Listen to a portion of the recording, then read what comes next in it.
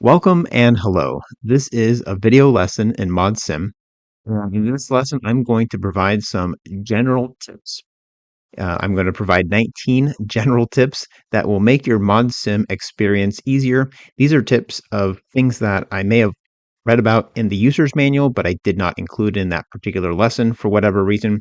Or maybe it's something that I just came across while using MODSIM and generating these lessons and wanted to share with you.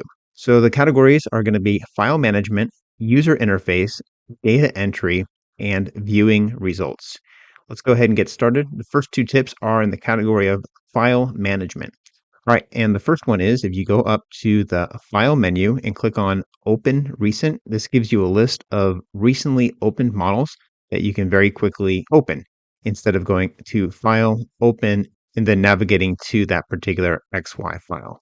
So if I go ahead and save and close, there's close, and I want to open up that file that I had just opened up, I can just go File, Open, and boom, here it is, top of the list. And then down below here are the other files that I also recently opened. I believe that if it's grayed out, then that file does not exist. I think I may have renamed some of the files, so that's why that's the case. And boom, the network that I just loaded is back up. All right, tip number two is the asterisk represents an unsaved changes to the network. So right now, the network has been saved, and there's no asterisk up right here by the network name. It says network one. If I make any changes, even something as small as moving a node like that, then boom, there's a little asterisk right here that tells me just a visual indicator that I haven't saved my changes. So when I go up to file and then save, boom, that asterisk has disappeared. All changes have been saved. Now, right now I have my window maximized in the frame. If I go ahead and click this button to unmaximize the window, then the asterisk will appear in this particular window frame next to the network name. So there's network one. If I move this, there's the asterisk, and then I can also save by clicking the save button, and that has been saved. All right, that's it for file management. The next category is user interface. This is tip number three now. To copy an element and its data, you hold down the control button and drag with the left mouse. So let's go ahead and make a copy of D2. You can copy the element by itself or the element and its data. I'm particularly interested in copying the element and its data because if I wanted another demand node, boom, I could just create it that way. But if I had a lot of data saved with that demand node or any node, non-storage node, reservoir, you name it, and I hold down the control key and then drag, it's going to create a new element of that type, label it D2. Now it's labeled D3. And the properties that are associated with D2, let's just go ahead and open them up. Here we are. It has a priority of 85 and a constant demand of 40,000 acre feet per month. So let's check out the properties with D3 properties, 40,000 acre feet per month of flow, demand, and then the general tab shows a priority of 85, right? Now, if I wanted to copy a node and its data another way, I could just go right click, copy, and then somewhere else go right click, paste, or paste with data. Let's go ahead and paste with data. Boom, there it is. D3 is the name of this new demand node. Let's go ahead and check the properties. Here is the demand of 40,000 acre feet, and then we have a priority of 85. All right, let me go ahead and delete that. Okay, so that was number three and four. Number five is when editing elements in the user interface, you can select multiple elements at the same time and move them together. So as you saw me already demonstrate, you can move one element just by clicking. If you happen to have your mouse cursor towards the edge of that element and you see the pointy hand cursor icon right there, that's going to allow you to click and drag and create a link to an adjacent node. But what you want to do is get the arrow icon for your mouse, the arrow cursor right there. That's when you click, you can actually move that particular element. Now, as I mentioned, you can move individual elements or you can move multiple elements, everything that's selected, and then just go ahead and click and move like that. Okay, that's particularly helpful if you wanted to move multiple elements. You don't have to select all the elements. You could just select a couple elements and then move those elements. And then number six is zoom in by holding down the control button and then using the mouse wheel, where rolling up is zoom in and rolling down is zoom out. So the mouse wheel is the the middle mouse button right there. What I'm going to do is click the control button, hold it down, and then roll up. It zooms me in, and then roll down. It zooms me out. So between being able to move your elements and then zoom in and out, that's really helpful. Now I understand that the view menu already has a zoom in, but it only zooms you in like one fixed increment at a time. And same with zoom out. It looks like there's also a shortcut for Shift F6 and Control F6. But I just think that your hands are already on the keyboard and the mouse anyway. It's easier to just zoom in and zoom out like this. Also, let me just draw your attention to the zoom drop down here in the bottom right. Right now, you can select a couple of fixed values. Right now, it's 119.4% zoomed in. That's just because I'm zooming in and out. It doesn't seem to be fixed on any particular round number for this percentage. Then the view menu also has a zoom normal and zoom to fit. Okay, looks all the same to me. I kind of like the size of right around there. All right, two more in the user interface. Number 7 here is naming normal links. The link name is initialized as the upstream node name underscore downstream node name. So for instance, the link here between NS2 and NS3, let me go ahead and bring up its properties. It's labeled NS2 underscore NS3, right? So if you go ahead and rename one of the adjacent nodes, either NS2 or NS3, let's call this NS4. Then I click off. Now the link name itself will update based on that node rename. Now it says NS2 underscore NS4. However, if I change the link name explicitly to something totally different, then after that, renaming the adjacent nodes will not rename the link. All right, so let's go ahead and do that. I'm going to change the name of the link. I'll just call it link 1 and then click apply, click OK. Let's go ahead and check it out. Properties, it still says link 1. Now let's change this node NS4 back to NS3. Okay, that's updated. Now let's see what the link looks like. Properties, it still says link 1. Okay. So just so you know, that's how these normal single standard links are named. Number 8 is naming multi-links. So if I go ahead and convert this link to a multi-link, we now have our list of links within the multi-link. What I was told to do is don't label multi-links ending with an underscore number. So if I create a new link, it gives me a suggested name with ns2 underscore ns3 underscore 1. This is the default. In my experience, doing an underscore 1 or 2 or 3 or whatever, a number like that, has caused my program to crash, or I haven't been able to add more than just 2 links to the multi-link if I use this particular naming construct. So what I was told to do instead is just use like a dash and then a letter, or maybe a dash and then a name, or whatever name sort of represents what that link within your multi-link is supposed to do or supposed to represent. This is a little confusing to me because the user manual does actually have screenshots of this exact type of name for your link within a multi-link. So just so you know, to be safe, if you're having problems adding more than 2 links to your multi-link, don't have a link in your multi-link with the name ending with underscore and then a number. All right, so that's it for user interface. Next, I want to give some general tips on data entry. Now, some of these tips you may have seen me do before, but again, I didn't mention it in that particular lesson, so this is a little bit of a catch up. I'm going to edit the properties in NS1. So I'm going to go right click, properties. This represents the inflow data for this particular non-storage node. If I have new data that I want to update and I want to delete all this data, I can delete it just by clicking. No, so right click doesn't work. You need a single left click a row and then click delete. If you click up here, you can't delete all. I'm trying to delete all, but it looks like we just have options to copy and paste. If I right click on the column headings or on the rows, my options of insert, paste, and insert. So yeah, like I mentioned, I can just select a row, click the delete tab or the delete key over and over. And that's not too big a deal if I only have 12 rows to delete. But if I have hundreds of rows to delete, just go ahead and click on this varies by year checkbox. And then it tells me, are you sure you want to, it's going to delete your data? And the answer is yes. Okay. That's the only thing I wanted it to do anyway. And the data is deleted. So if you want the varies by year checkbox to be unchecked, then just go ahead and check it again. And then boom, varies by year is unchecked and you're ready to input your data. Also in the lesson on data input, I talked about manually typing in numbers here. And I also talked about the import feature.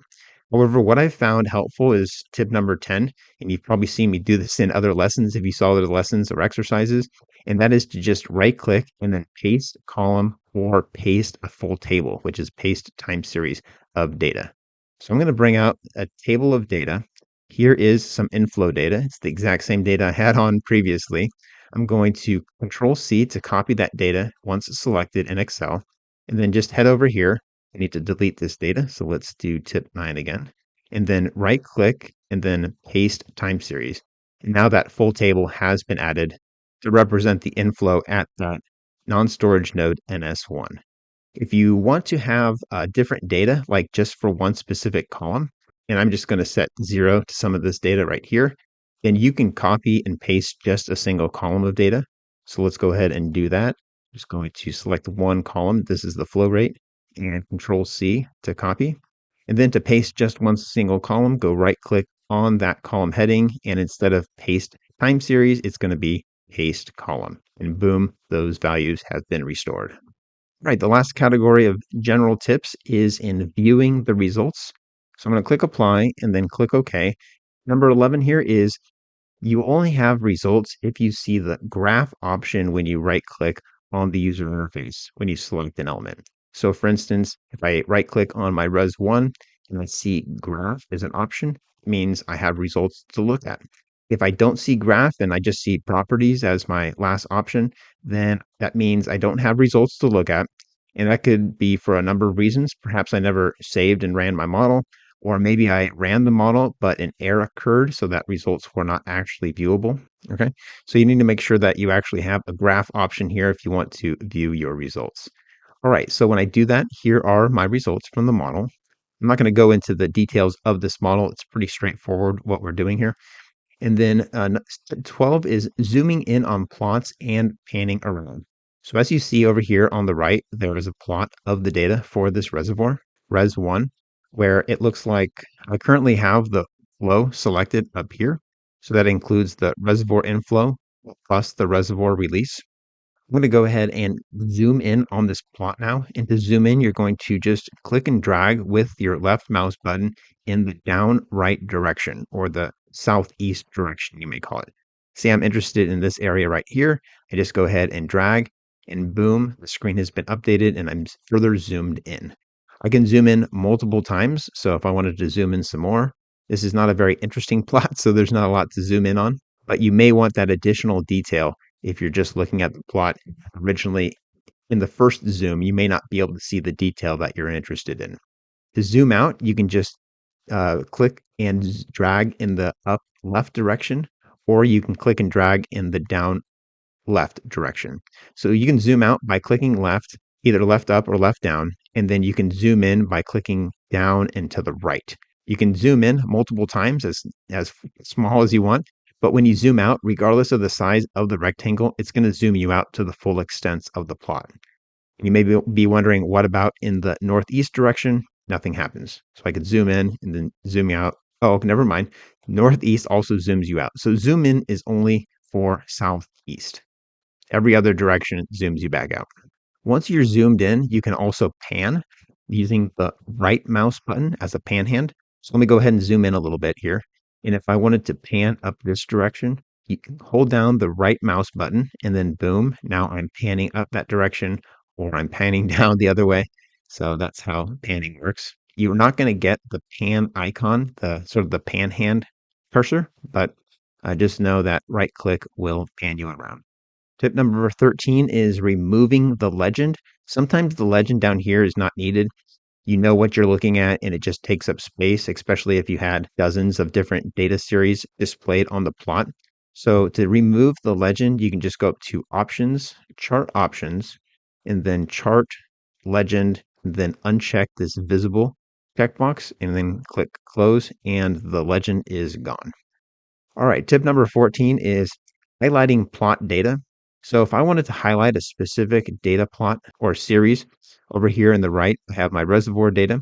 And if I click on one of the individual data series like inflow, it shows the inflow in blue here. It looks like it zoomed out as well.